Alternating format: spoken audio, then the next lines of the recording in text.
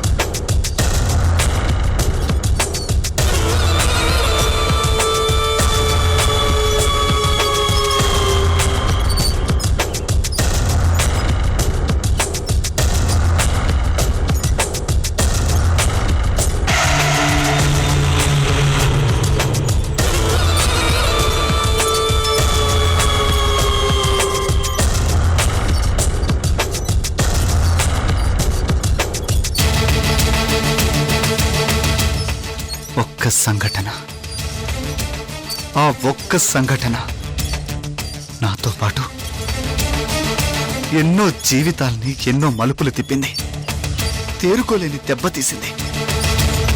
నాకు పుట్టబోయే మొదటి బిడ్డను భూమి మీద పడగానే తీసుకొచ్చి నీ చేతిలో పెడతానని మా అమ్మ మీద ప్రమాణం చేసి చెప్తున్నాను. పిచ్చి ఆవేశంలో సంధ్య అడగడం, వెర్రి ఆవేశంలో నేను సరే అనడం అన్ని నిమిషాల్లో జరిగిపోయాయి. అప్పుడు మొదలైంది అసలైన ప్రాబ్లం. నాకు పుట్టబోయే మొదటి బిడ్డని సంధ్యకి దానం చేస్తానని దేవుడి ముందు ప్రమాణం చేశాను. అవును రూపా, జరిగిందంతా పేడకల్లా మర్చిపోదాం, హ్యాపీగా కలుస్తుందాం. నా పిచ్చి గాని ఏ భార్య దీనికి ఒప్పుకుంటుంది? ఎందుకు ఒప్పుకుంటుంది? పైగా రూపా ప్రియాంకలిద్దరూ నా మీద పీకల్లోతు కోపంలో ఉన్నారు. కాని ఎందుకో దేవుడు నా వైపున్నాడు. తన మొదటి సంతానాన్ని నువ్వు దానం చేస్తే రూప ఊరుకోదు, తట్టుకోలేదు. అలాంటి పరిస్థితి రాకూడదని నేనే బిడ్డను కానిచ్చి వెళదామని ఆగాను.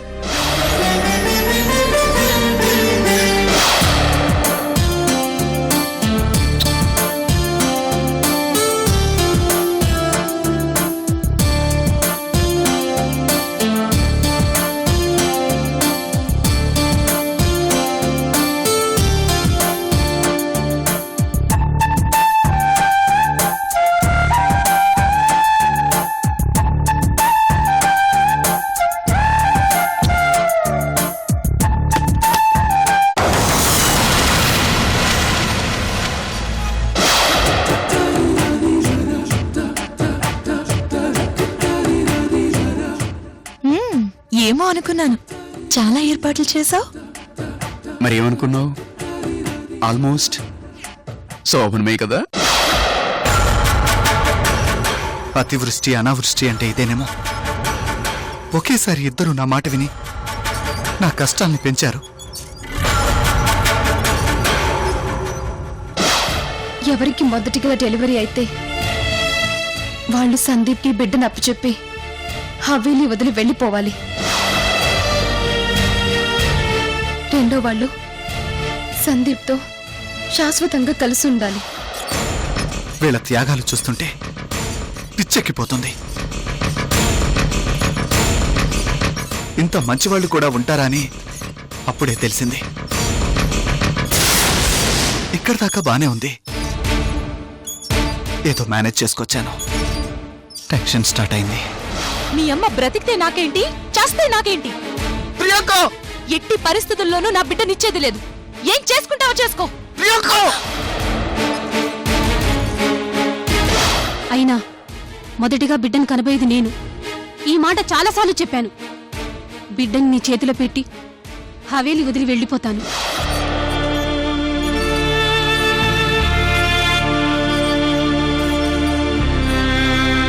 అలా రూప ధైర్యం ఇవ్వబట్టే తట్టుకొని నిలబడగలిగాను.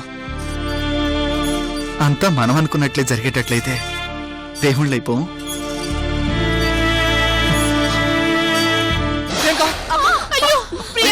రాజ్కుమార్ అంకుల్, కార్ రెడీ చేయండి. రాజావారు త్వరగా, ఒక నిమిషంలో రెడీ చేస్తాం. ప్రియాంక, నేనున్నాను. నెమ్మదిగా, నెమ్మదిగా. జాగ్రత్త.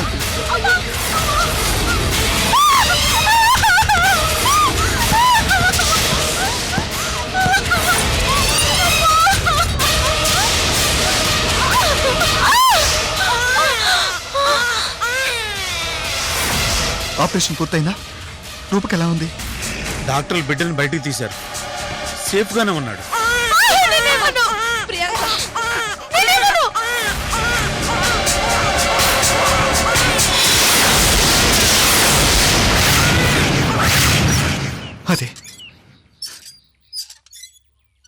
అదే నేను జీవితంలో చేసిన పెద్ద పాపం. ఓ గాడ్. నాకు పుట్టిన బిడ్డను రూపకు త్యాగం చేసి ఇలా కన్నీళ్లతో బ్రతుకుతున్నాను. ఇది ఇంకో పెద్ద త్యాగం. ఏ ఆడది చేయలేని త్యాగం. Hats off Priyanka. ప్రియాంక బిడ్డ అనుకొని పొరపాటున రూప బిడ్డని సంధికిచ్చేశాను.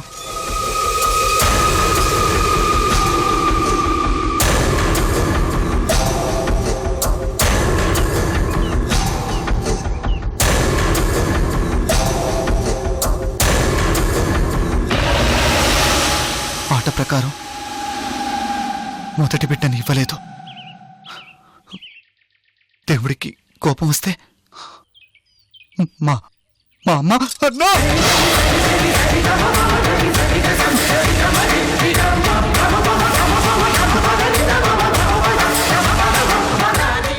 అలా జరగకూడదు.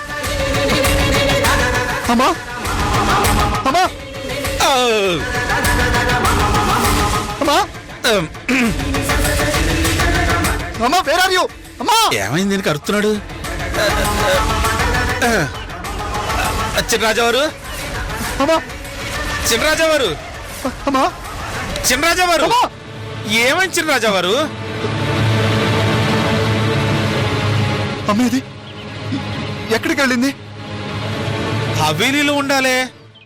లేరా? ఒక్క నిమిషం ఉండండి. అమ్మా!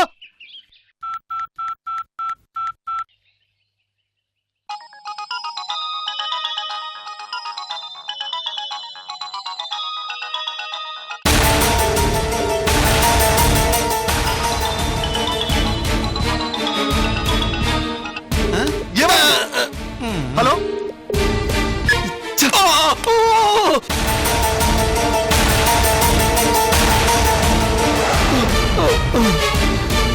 మేడం బయటికి వెళ్ళట్టున్నారు.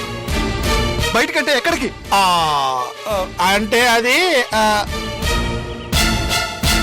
మరేమో గాడిదలు కాస్తున్నారా? చినరాజా వారికి మాతృభాష బాగానే అబ్బినట్టుంది. ఒక్కతే బయటికి వెళ్ళింది. ఎప్పుడు వెళ్ళిందో తెలీదు, ఎప్పుడు వస్తుందో తెలీదు. అమ్మకేమన్నా జరిగితే?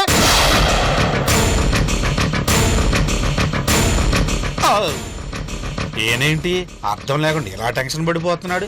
పాపి చిరాయమంటారు కదా, అయినా వీళ్ళ అమ్మకేమవుతుందిలే. పొరపాటు చేశాను, నేను పొరపాటు చేశాను.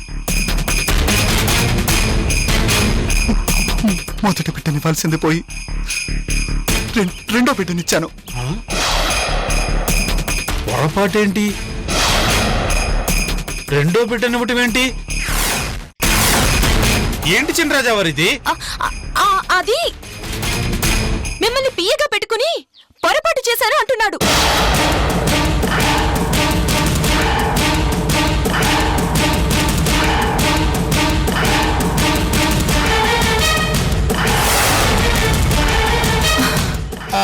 అది కాదు ప్రియాంక మేడం, చినరాజా వారు రెండో బిడ్డ మీకు వయసుతో పాటు చౌడు కూడా వచ్చింది. గేట్ దగ్గరికి వెళ్ళి అత్తయ్య వస్తున్నారో లేదో చూడండి. అదే చూడండి. అలాగే. నాకు సరిగ్గా నిలబడిందే. సందీప్, మరి వీళ్ళేంటి ఇలా? ఇలారా? ఏవోలే, మనకెందుకు వచ్చింది? కాసేపు మీ అమ్మ కనపడకపోయేసరికి ఇంత టెన్షన్ పడాలా? అంత దూరం ఆలోచించాలా? అది కాదు ప్రియాంక, ఇచ్చిన మాట నిలబెట్టుకోకపోతే దేవుడికి కోపం రాదా? మీ అమ్మ చేసే తప్పుడు పనులకి ఎప్పుడోనే దేవుడికి పీకల దాకా కోపం ఉంది. నా బాధ నీకు అర్థం కావటం లేదు ప్రియాంక. మళ్ళీ మొదటికొచ్చేలా ఉన్నాడు. ఉన్న బిడ్డను కూడా సంధికిచ్చేలా ఉన్నాడు. ప్రియాంక అసలు అది చూడు సందీప్, నువ్వు బిడ్డను సంధికిచ్చాగేగా మీ అమ్మ కోమాలోంచి బయటపడి లేచి తిరుగుతుంది. ఆ, మరి ఇంకేంటి? అది కాదు ప్రియాంక. అయిపోయింది, అక్కడితో ఇష్యూ సెటిల్ అయిపోయింది. మళ్ళీ తవ్వకు. ఉన్న ప్రాబ్లంతోనే చస్తుంటే కొత్త ప్రాబ్లం క్రియేట్ చేయకు.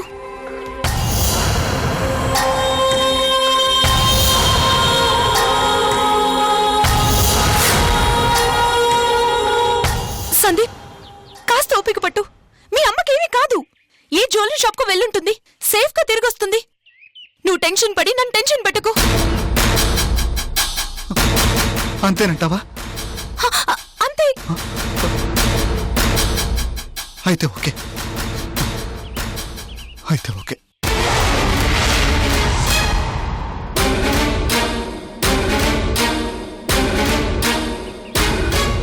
థ్యాంక్స్ ప్రియాంక, నువ్వు మాట్లాడాక నాకు ధైర్యం వచ్చింది.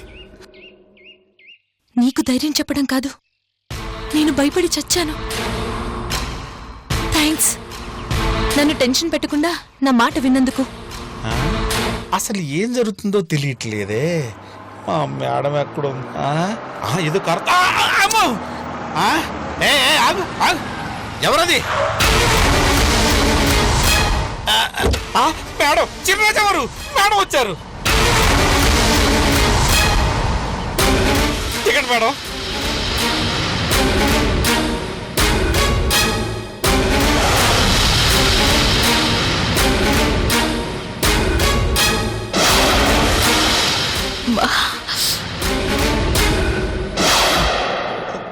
ప్రియాంక,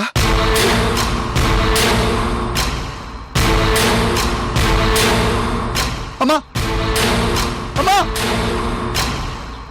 అమ్మా అమ్మా, ఏమైందమ్మా? ఏం లేదురా, చిన్న యాక్సిడెంట్. యాక్సిడెంటా? ప్రియాంక,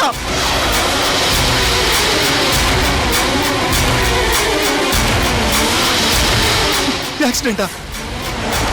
దెబ్బలు బాగా తగిలాయి. ఏంటమ్మా ఇది? నేను అనుకుంటూనే ఉన్నాను ఇలాంటిదేదో జరుగుతుందని. నీకు గండ ఉందమ్మా? అసలు కార్ యాక్సిడెంట్ ఎక్కడ జరిగింది, ఎలా జరిగింది చెప్పమ్మా. కార్ యాక్సిడెంట్ కాదు, పాడు కాదు, నడుస్తూ పడిపోయానంతే. అది కాదమ్మా, యాక్చువల్ గా జరిగింది ఏంటంటే, సందీప్, నడుస్తూ పడిపోయిందని చెప్తున్నారు కదా, ఈ కాస్త దానికే టెన్షన్ పడతావెందుకు? ఆవిడ్ని లోపలికి వెళ్ళి రెస్ట్ తీసుకోమను, రేపటికన్నీ సర్దుకుంటాయి. మేడం, ఈ దెబ్బలు చూస్తుంటే కింద పడితే తగిలిన దెబ్బల్లా లేవే. ఓ పద్ధతి ప్రకారం కొట్టినట్టుగా ఉందే. కరెక్ట్ గా చెప్పానా మేడం? చంపు తప్పండా నా కొడుక, అతి తెలివి ఎక్కువైనట్టుంది. నిజం మేడం, ఈ దెబ్బ అసలే నొప్పితో చస్తుంటే మధ్యలో ఈ ఎంక్వైరీలు ఒకటి. చంపుతుందట, చంపుతుంది. ఎలా చంపుతుందో నేను చూస్తాను. అమ్మా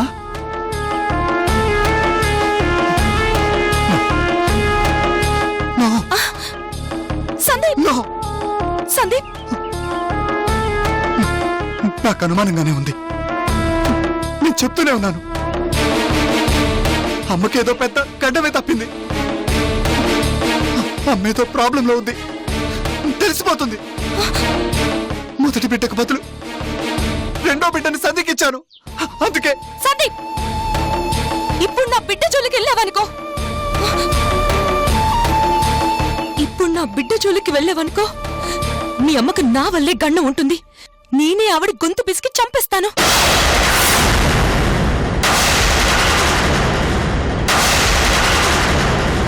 ప్రియాంక, అంత మొండి నమ్మకాలు పనికిరావు. అర్థం చేసుకో సందీప్. మీ అమ్మకు జాతకంలో ఏవో దోషాలుంటాయి.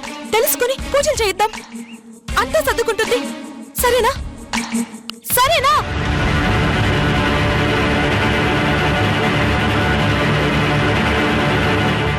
సందీప్, సందీప్, సందీప్.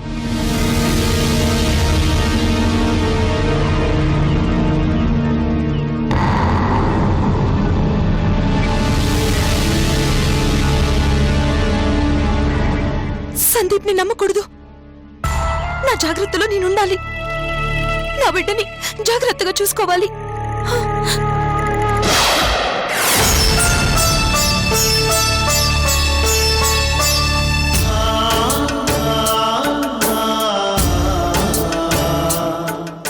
ఎందుకు నా జీవితంలోకి వచ్చా? ఎందుకు నాలో ఆశలు రేపావు? ఇప్పుడు ఎందుకు ఇలా దూరం చేసి ఏడిపిస్తున్నావు?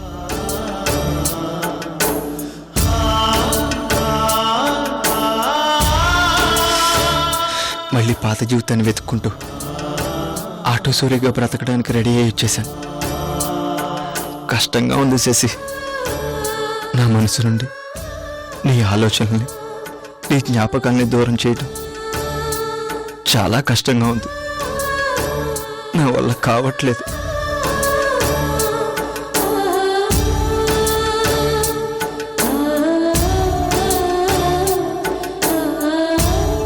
కళ్ళు మూసిన నువ్వే, కళ్ళు తెరిచిన నువ్వే. నీ పేరు తెలుసుకోకుండా ఒక్క మాట కూడా బయటకు రావట్లేదు. ఏం చేయమంటావు? నన్ను ఏం చేయమంటావు? ఎందుకు నన్ను ఇలా శిక్షిస్తున్నావు శశి?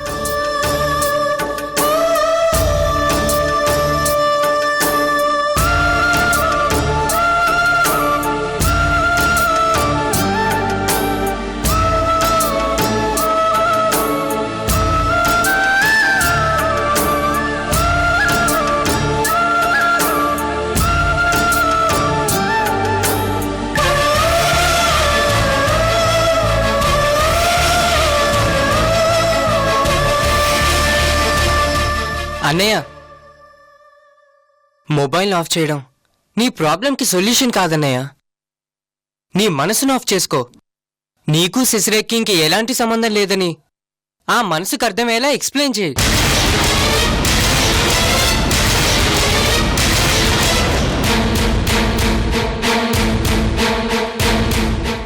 అదే చేతనైతే ఎందుకు ఇలా ఏడుస్తూ కూర్చుంటానరా? చేత కాకపోతే పద, మళ్ళీ ఆవిడ గారి దగ్గరికే వెళ్దాం. ఏదో ఆవేశంలో నీ ఇల్లు వదిలి బయటకొచ్చాం, తప్పైపోయింది అని కాళ్ళు పట్టుకొని బతిమిలాడదాం. ఈ ఏడుపేదో అక్కడే ఏడుద్దాం.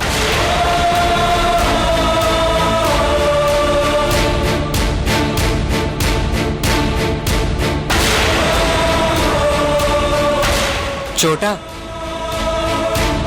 నేనన్నీ తెలిసే మాట్లాడుతున్నాను. కాదు అనుకుని వచ్చేసిన తర్వాత అన్న ఆవిడ గురించి ఆలోచించడం ఏంటి?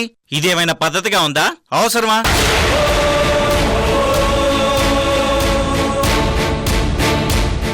నిష్ఠూరంగా ఉన్నా చోటా అన్న దాంట్లో నిజముందన్నయ్య.